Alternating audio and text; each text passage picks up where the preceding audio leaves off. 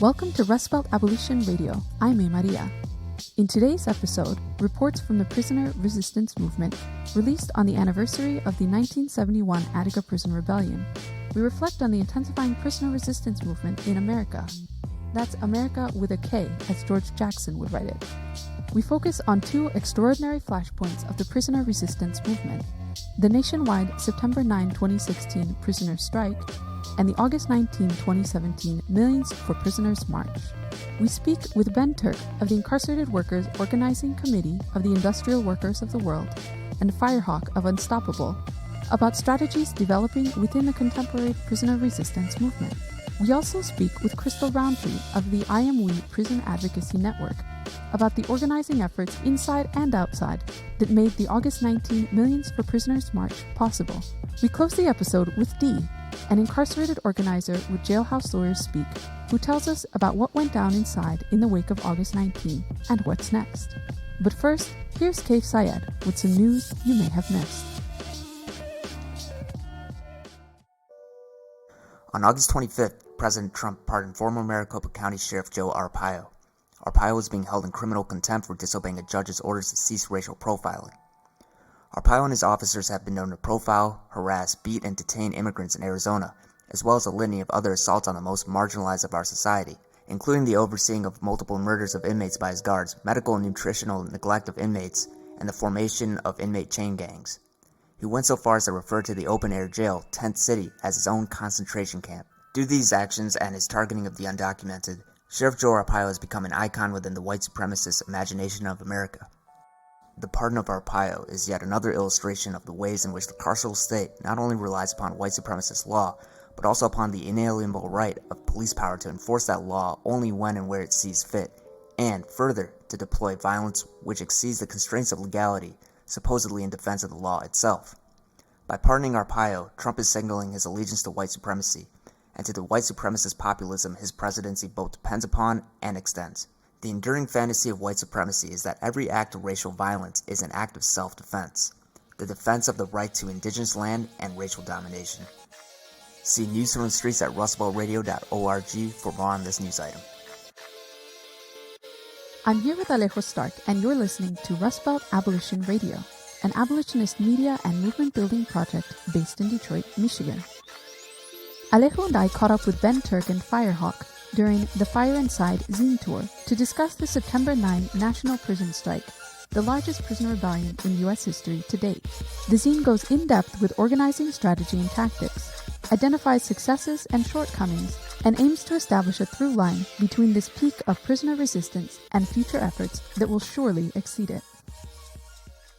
My name is Ben Turk. I've been involved in prison abolition projects for 7 or 8 years or something like that. Started in Ohio with Redbird Prison Abolition and Lucasville Amnesty, supporting the guys who were thrown on death row or long sentences after the Lucasville Uprising in 1993. Now I'm working closely with iamWE. I'm based out of Milwaukee, Wisconsin. iamWE is the Incarcerated Workers Organizing Committee of the iamWE, which is the Industrial Workers of the World, and we're organizing and coordinating support for prisoner strikes and actions on the inside. I'm Firehawk, and I've been doing anti-prison stuff for the past several years and am involved in political education work in women's prisons primarily, but also help edit a publication known as Unstoppable, which is a newsletter by and for women, trans, and non-binary folks who are incarcerated.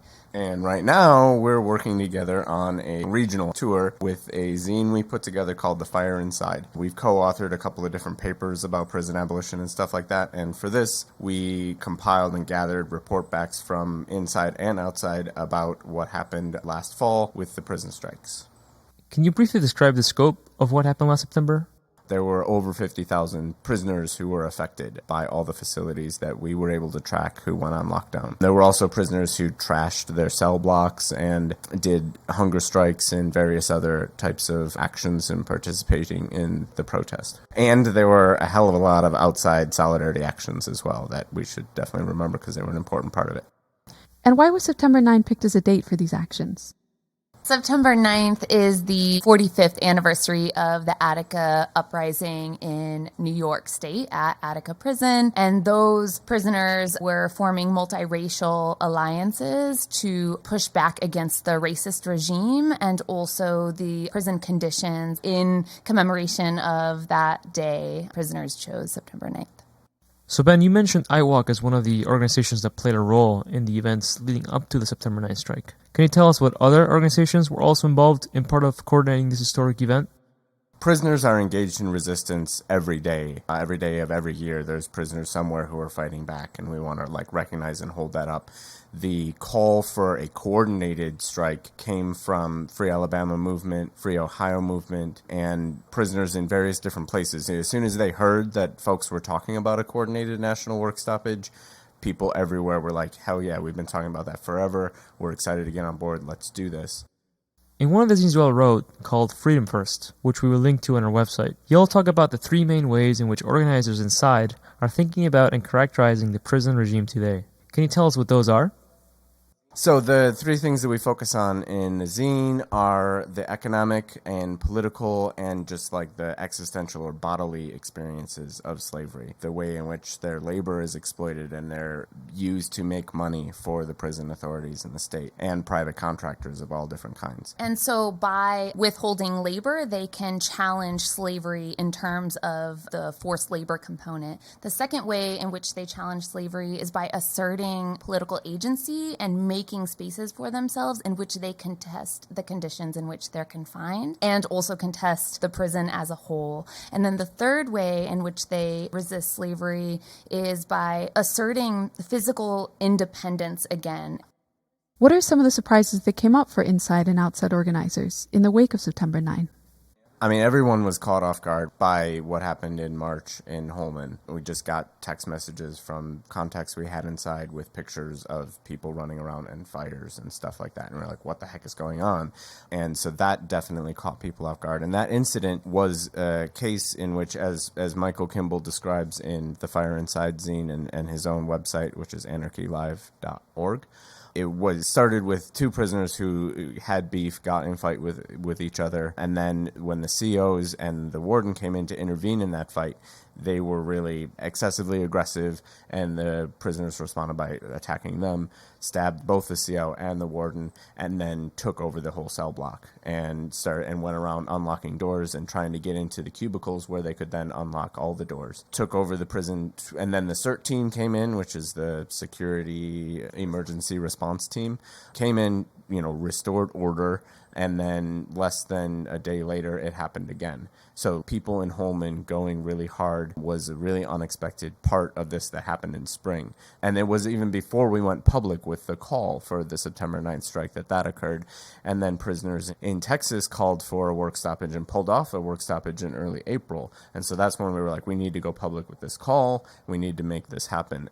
By the time September 9th was coming around, prisoners in Alabama, the lockdown situation was much more severe, and they lost a lot of their communication. And so they did do strikes and work stoppages, but it was shorter. And then in other places, it was much larger than expected.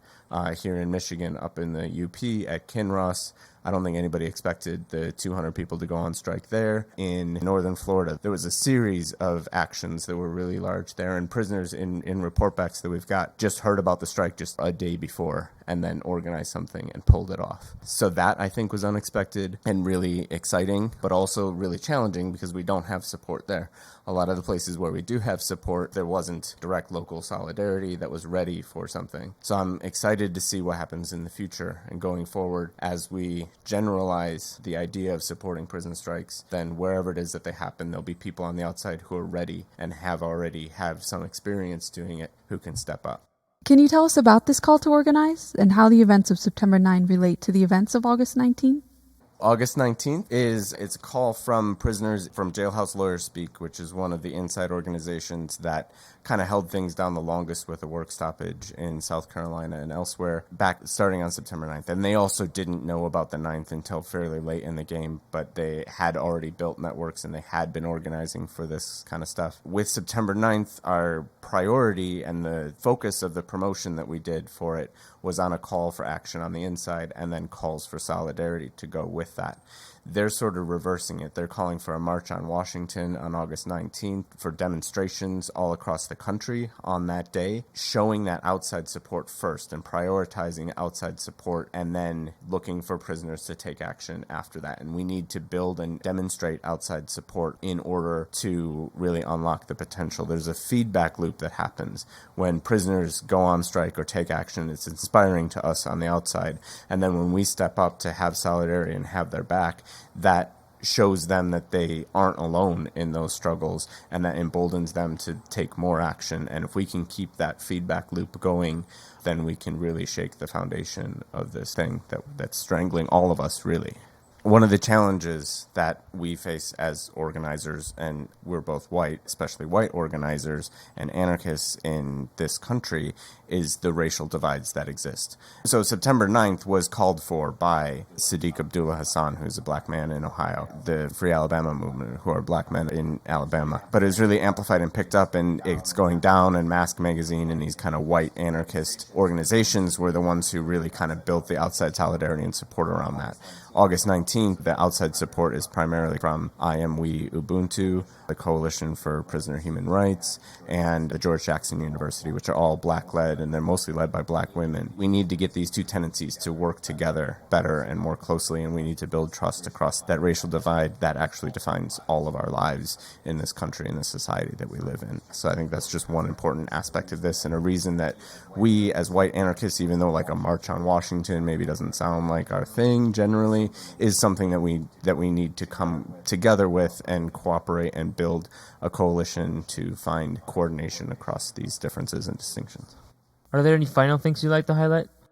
One of the things that I'm really working on in collaboration with other people is thinking about how we can generalize this strike and this series of resistance efforts to femme rebels and to detention centers. You know, these places, they're already rising up. There are instances, and I think that they need a mouthpiece on the outside to really help lift that up and also to send more materials into. And with support efforts, we're seeing them grow, and I think that they're all amazing and very inspiring to me, and I would hope that collectives also ask the question, right, like what detention centers are in the area, what facilities that house women are in the area, are there any trans women in the men's facilities, right, and just sort of like thinking about how resistance or political materials need to perhaps be framed differently to the lives of the people that you're sending them into. The Fire Inside, the zine that we put together, includes voices of many, many prisoners and lots of different strategic questions. We included things that were critical of outside support and critical of organizations that we're affiliated with, specifically iWalk, because we want to improve. We want to work on how to make these things better. We really want to generalize the strategic knowledge that is coming from inside the prisons as far as how we can do support on the outside better. So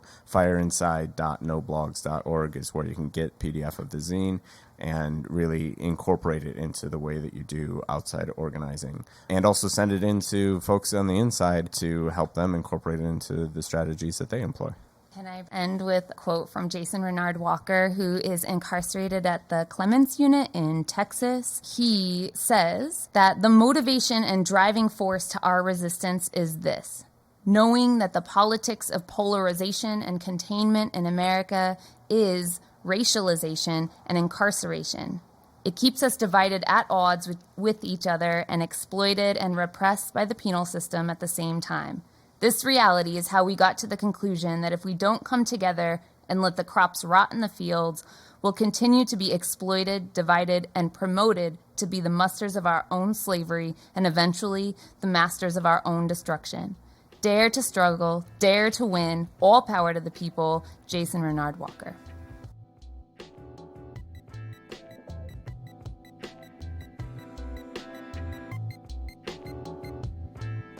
I spoke with Krystal Rountree, the founder of the iamWE Prisoner Advocacy Network. a national organizer of the August 19 Millions for Prisoners Human Rights March in Washington, D.C.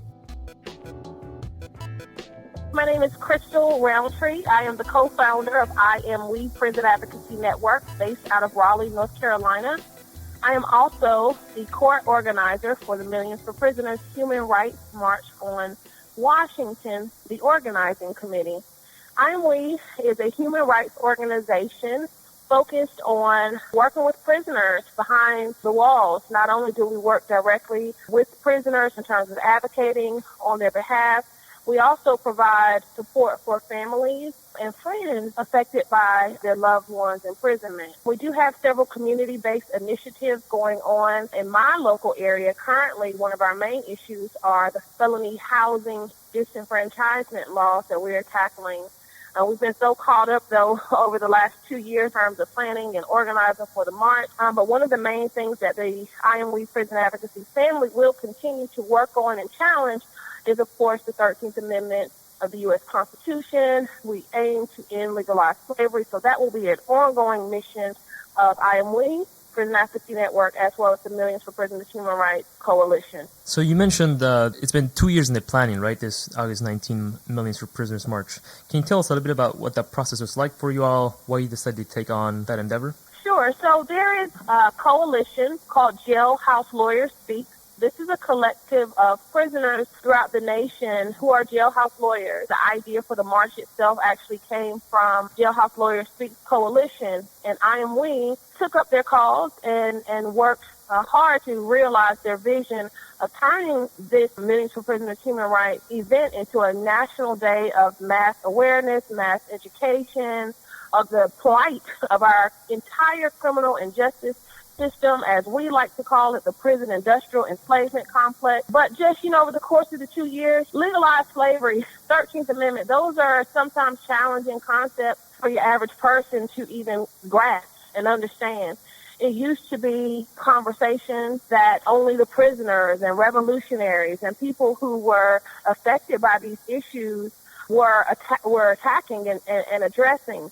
And we hoped to connect that inside movement that was already going on from the prisoners with the people on the outside, and kind of jointly recognize these situations for what they actually are, and to work collectively to challenge those issues. Over the course of the 2 years, it's been a lot of convincing, a lot of education going on. I mean, we're truly grassroots. Even up until the day of the march, we were still fundraising. We were not backed by any sort of large sponsors or donors, and it was really the people coming out, dedicating their time, their resources, their energy. Perhaps someone knew someone who had some equipment or something that we could use, $5, $10, $20 donations. Those are the types of things that we really had to pull together to make this march a success. And I always have to thank the people continuously for their dedication to this movement. It's truly been a historic thing that we have been able to do on behalf of the prisoners, and we certainly plan to keep that momentum going now that we're past August the 19th. So can you tell us a little bit, for folks that were in D.C. on the 19th, can you tell us what went down there, as well as how you all connected with other actions nationwide? So on August the 19th, our main event was there in Washington, D.C. In addition to the event in D.C., we did have 16 other cities throughout the country that hosted solidarity events nationwide. And it was absolutely beautiful to see people coming together on behalf of prisoners. But there in D.C., we did have a march that preceded the rally. People gathered there at Freedom Plaza. That morning, there was an opportunity for people to get on the microphone and say where they were from and why they came out and why they're supporting this movement. It was great networking opportunities. We had media out there.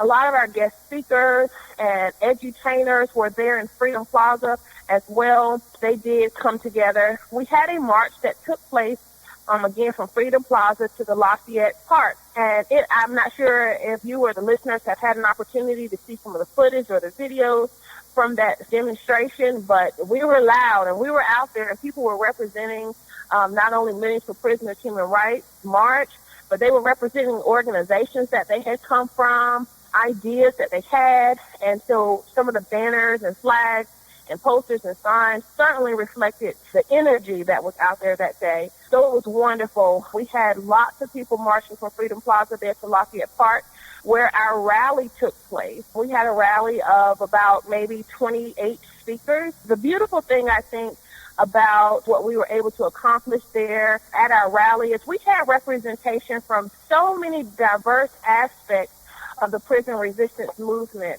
I mean, we had revolutionaries there, people who have been involved in the struggle in a long time. We had a lot of ex-prisoners there. We had a lot of political prisoners there. We had socialists there. We had prison abolitionists there. We had slavery abolitionists. We had families, friends. There were children there. It turned out to be a peaceful demonstration there, lots of opportunities for networking. And I think that our voices were certainly heard. And we are definitely strengthened by the connections that were made there on August the 19th. So very excited about what took place. But I'm even more excited that people are looking forward to the after game plan, to what's next. People are excited about what's next. And so we're excited. We're in the process of gathering those things together. A coalition is being formed that will comprise of various organizations as well as individuals. And we are continuing this same work. We're working with lawmakers and others who are able to change the laws. That's one of the things that we truly seek.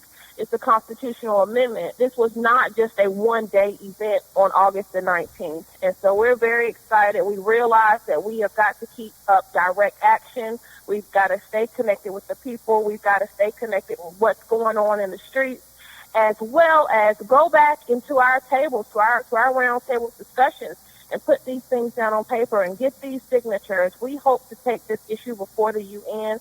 And so this is a well-thought-out coalition, a well-thought-out game plan going forward. And so hopefully in the next 30 days or so, that is something that we'll be sharing with the public, as well as continuing to engage people and recruit people to be a part of that coalition. Yeah, I know that Mumia Abu Jamal called in too, right? Albert Woodfox from the Black Panthers and the Angola 3. Tons of people came out in D.C. Krystal, I want to ask you, so what do you say to folks that say changing laws isn't going to simply just change society as a whole? What do you say to those folks? I say that this is not an end-all, be-all solution. This is one piece of a larger puzzle. We're talking about dismantling this entire system, dismantling the prison industrial complex. Well, there's got to be a process to that. There's got to be a strategy to that. And this is a part of that strategy. We don't want people to be mistaken that we're reformists, because we're not. We want to dismantle this entire operation that's going on. And a good start in that is if you remove some of these financial incentives associated with keeping a mass amount of people enslaved in prison. You know, the 13th Amendment certainly incentivizes keeping people locked up, you know. The very language itself in that 13th Amendment that legalizes slavery, that is one of the most inhumane and dehumanizing aspects of it, speaking from the prisoner's perspective. And having that exception clause removed from our Constitution is one of the first steps that we should take collectively in restoring the dignity of prisoners and talking about rehabilitation and habilitation and programs that are so much needed behind those walls, as well as when people return into our communities. So I would say to people who are against changing the laws, or they may not see any benefit in doing so, I think that if that's all you plan on doing, then yes, that would probably be a fail. But I think that this is just one step in the larger, broader aspect of all of the things that we hope to accomplish. For sure. Thank you so much, Krystal, for your organizing and for speaking with us today. I appreciate it. Thank you so much for having me be a part of the program. I hope the listeners will continue to follow what we've got going on and certainly link up with us.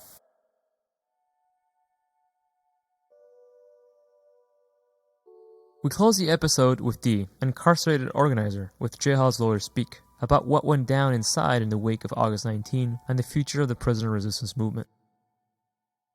I'm Dee. I'm with Jailhouse Lawyers Speak. We fight for the human rights of prisoners inside this country. We're also one of the main organizers as it relates to prison resistance movement. We help to organize strikes and to educate prisoners into the basic fundamentals of the law, so that way they can fight back. Because sometimes we have to use the legal tools that's given to us to fight back. So we try to make sure that we train prisoners in that as well. My biggest thing is also trying to help to organize the outside to bring awareness to what's going on the inside. I mean, right now, one of our biggest projects is trying to connect the inside with the outside. Can you tell us real quick how you all lived through August 19 and kind of what went down? Yes, August 19th, wow. That was, what can I say? Well, where I'm located at, and in the Florida area as well, particularly Panhandle, as y'all maybe already know, we're well aware that over 100,000 prisoners was locked down during this particular time period. What they basically did, they did a lot of preemptive strikes. Instead of waiting on August 19th to come around, they ended up locking down a lot of prisons throughout the country. Particularly, I know Florida was locked down. I know South Carolina was locked down. I know